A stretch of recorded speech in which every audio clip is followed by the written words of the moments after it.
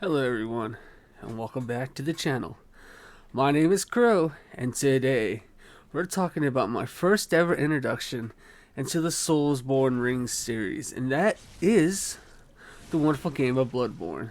2018 was the year I went back to PlayStation, and after, I want to say 18, 17, something like that. Anyways, was the year I went back to PlayStation after being an Xbox Nintendo gamer for so long.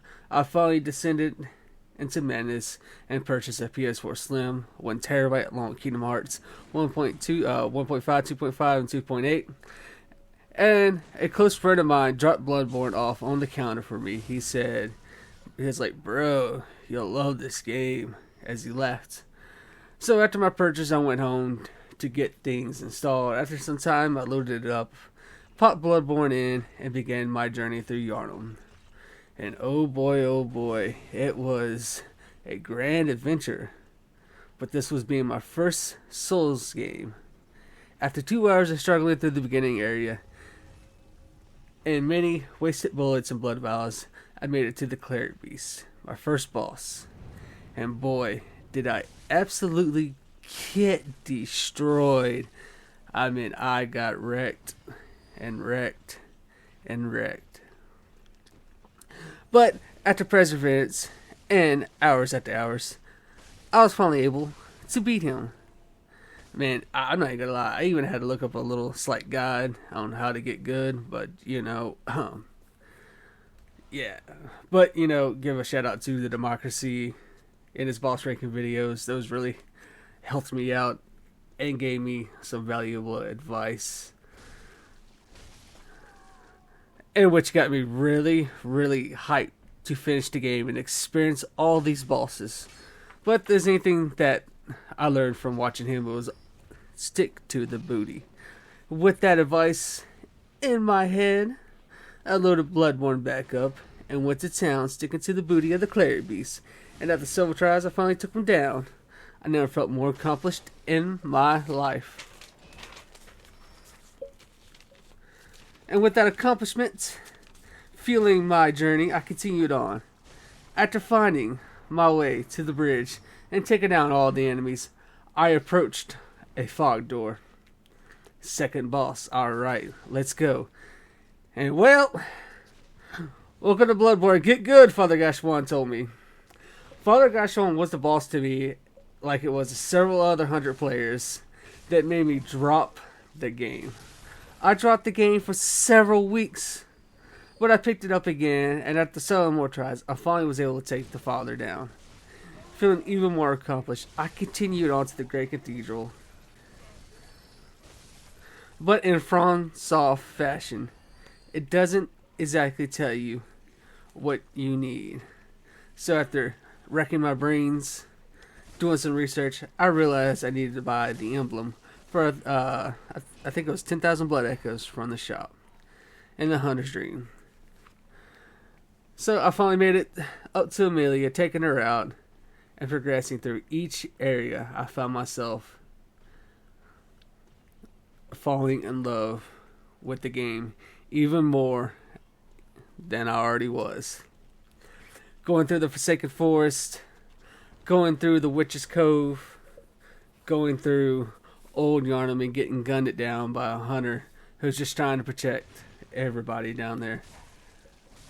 Going into the Nightmare to take on one of the worst bosses in the whole entire game, Menace. And then going to, I can't remember the name of the lake, and taking on Ron the Vacuous Spider. It was a wonderful journey, and after I completed everything, I found myself in a burning Hunter's Dream. A once beautiful quiet place, rest in the between hunts, was now in flames. Hearing the doll I'd grown to love tell me, Gurman is waiting for you. Our journey was coming to an end. But my friend was like, hey bro, there's DLC! I was like, alright. He's like, you gotta do the true ending as your first playthrough. And I was like, alright, bet. So I purchased the DLC and ventured forth into the Hunter's Nightmare. A nightmare it was, seeing the first area of the game twisted with twisted with numbers. I don't know what I wrote. Anyway, twisted with individual hunters by the desire to continue their hunt. I was ready. After progressing and finding my way to the first fog wall, I was not prepared for this wild and crazy boss fight that was Ludwig.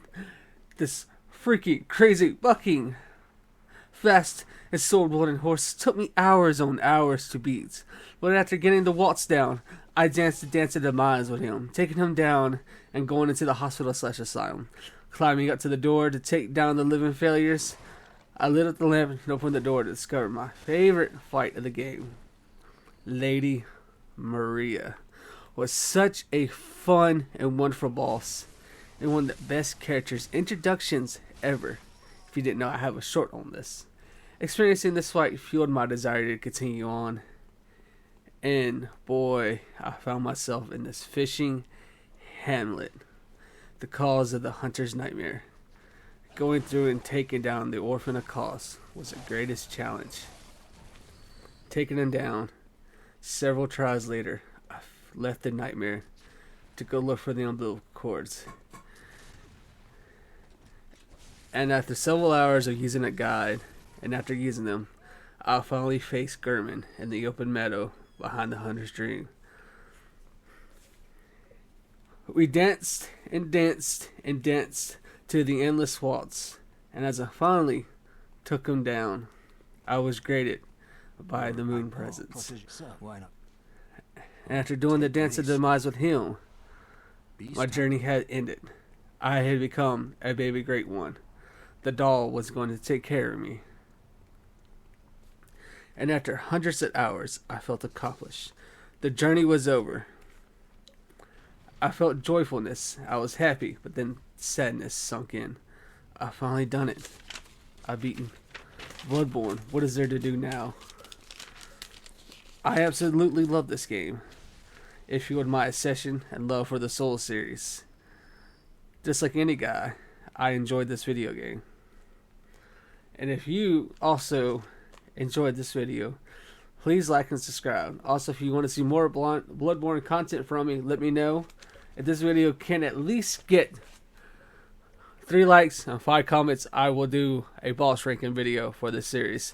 Anyway, guys, this has been Crow. Bloodborne is one of my favorite games I have ever played. Like I said, it's my introduction to the Souls series. This would fueled my session to play Souls-like games. So, thank you for watching. If you want more, please, 3 likes, 5 comments is all what I'm asking for. Peace out. I get this a 5 out of 5.